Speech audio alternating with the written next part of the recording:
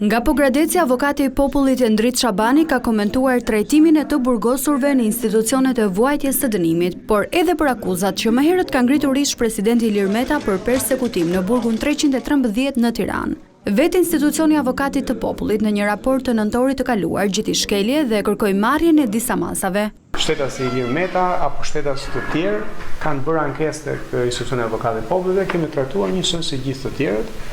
Për mua nuk janë prioritet të burgosurit VIP, janë qytetarët. Është interesi publik I lartë në këtë rast. Për mua fokusi është tash kushtet çnjerëzore me të cilat sot mbajnë qytetarët që kanë probleme shëndetësie mendore. Për sa I përket çështjes së kafazit të xhamit, Shabani tha se ai nuk përbën automatikisht shkelje të drejtave të njeriut, por përdorimi I tij duhet të vlerësohet rast pas rasti. Do duhet aplikuar vetëm në rastet kur kemi rrezikshmëri të personit që është I akuzuar, apo rrezikshmëri për largimin e tij, apo rrezikim në jetës së tij në sallën e gjyqit. Shabani kishte një koment edhe për hartën e re gjyqësore. Këto reforma nuk duhet të prekin të drejtat themelore të çdo shteti shqiptar pavarësisht se ku jeton.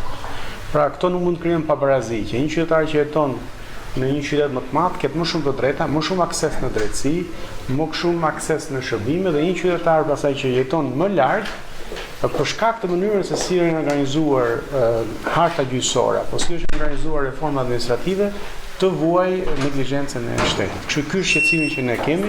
Avokati I popullit tha se sot gjykatat shqiptare punojnë nën kapacitet, teksa po ashtu ka një ngarkesë shumë të madhe me dosje që ndikon drejt për drejt tek qytetarët që kërkojnë drejtësi.